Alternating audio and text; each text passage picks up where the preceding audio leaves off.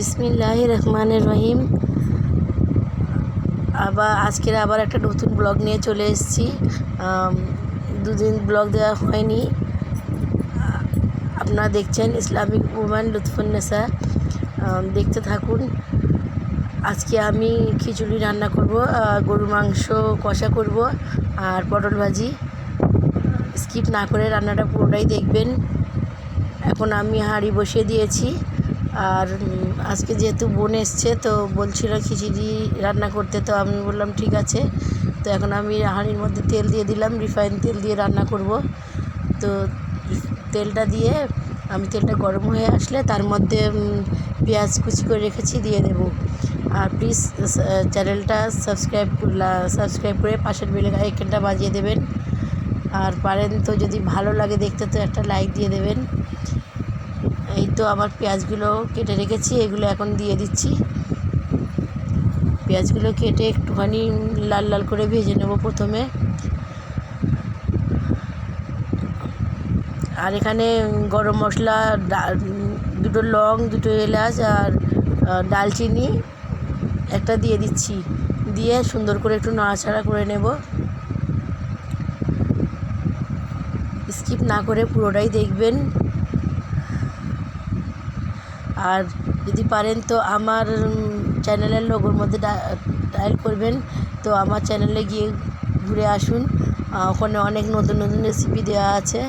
আর যদি ভালো লাগে কোনো চ্যানেলটা বা কোনো রেসিপি যদি ভালো লাগে, প্লিজ আমাকে কমেন্টের মধ্যে জানাবেন আর একটা লাইক দিয়ে দেবেন। তো এই তো আমি এখন পেঁয়াজটা একটু নাড়াচাড়া করে সুন্দর করে লাল লাল করে ভেজে নেবো। আর এখানে আমি মাংস রান্না করছি, গরুর মাংস। তো আমি সরষের তেল, আদা রসুন বাটা, যেটা পেস্ট কেনা পাওয়া যায় মিক্স রেডিমেড, ওটাই দিয়ে দিয়েছি।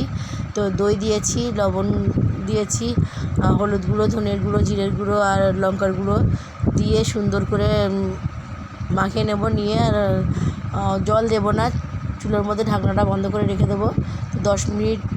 10 থেকে 15 মিনিট পর একবার খুলে ভালো করে কষিয়ে নেব। তো এদিকে আমার পেঁয়াজটা লাল হয়ে গেছে, একদম ব্রাউন হয়ে গেছে সুন্দর করে। তো আমি এখন আলুগুলো কেটে ধুয়ে রেখেছি, ধুয়ে জলে আবার ভিজিয়ে দিয়েছি। আমি এখন আলুগুলো সুন্দর করে লাল লাল করে ভেজে নেব। আলুগুলো একটু হালকা একটু ভেজে প্রথমে, তারপরে মশলা দিয়ে ভালো করে লাল লাল করে ভেজে নেব। আর এই গরুর মাংসটা খেতে কিন্তু খুবই ভালো হয়েছে। আর আমি প্রথমে তো লাইটারটা মারতেই ভুলে গিয়েছিলাম, তো এখন লাইটারটা মেরে দিলাম, দিয়ে ঢাকনাটা বন্ধ করে দিয়েছি। জোরে করেই রেখে দেবো। এখন 15 মিনিট পর্যন্ত আমি এইভাবে রান্না করে নেব। মাংস থেকে জল বার হবে, আর জল বার হয়ে আপনি সিদ্ধ হবে। তো এই তো আমি আলুটা হালকা করে একটু লাল লাল করে ভেজে নিয়ে এখন সব রকম মশলা দিয়ে দিচ্ছি। বেশি করে মশলা দেবো না, অল্প অল্প করে দেবো। হলুদ গুঁড়ো, লঙ্কার গুঁড়ো, আমি কাঁচামরিচও দিয়েছিলাম কিন্তু স্কিপ হয়ে গেছে। আর এখানে আমি বিরিয়ানি মশলা যেটা পাওয়া যায় সেটা আমি বাড়িতেই পেস্ট করে নিয়েছি গুঁড়ো করে।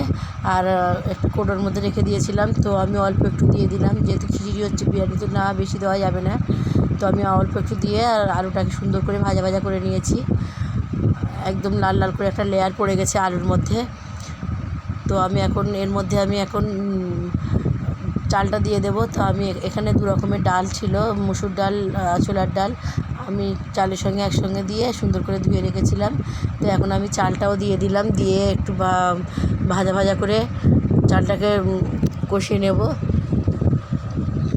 তো চালটাকে সুন্দর করে ভাজা ভাজা হওয়ার পর আমি অল্প একটু জল দিয়েছি, যাতে নিচে লেগে যাচ্ছিলো। তো অল্প একটু জল দিয়ে আর একটু ভালো করে কষিয়ে নিচ্ছি। তারপরে আমি বেশি করে যতটা চাল নিয়েছি তার চেয়ে ডবলের চেয়ে একটু বেশি আমি জল দিয়ে আমি বসিয়ে দেবো। তো ঢাকনাটা আমি বন্ধ করে দিয়েছি।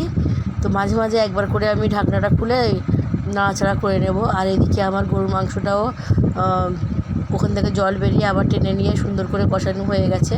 তো আমি আর একটু কালো মতো মাংসটাকে করে ভাজবো, যাতে পুরো মশলার গন্ধটা মাংসের মধ্যে যায়।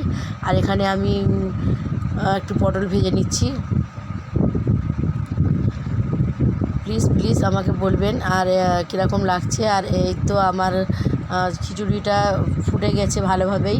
তো আর 5 মিনিট আমি জোরে আঁচে রান্না করব, তারপরে আমি অল্প আঁচটা মিডিয়াম করে দেবো। আর এখন আমার রান্না শেষ, তো আমার দেখানো হয়নি আর এইটা গরুর মাংস কষা খুবই মজা হয়েছিল। আর এখন খাওয়া দাওয়া হয়ে যাচ্ছে, আমরা এখন খেয়ে নিচ্ছি। এটা পটল ভাজা। আর আমি বললাম আমার বোন এসেছে, তো ও এখানে খাওয়াচ্ছিল না, ও বলছিল ওর বাবুকে, ও একটু বাইরে খেলা করছিল তাই ওখানে খাইয়ে দিচ্ছে। তো এখানে আমি ব্লগটা শেষ করছি। আসসালামু আলাইকুম।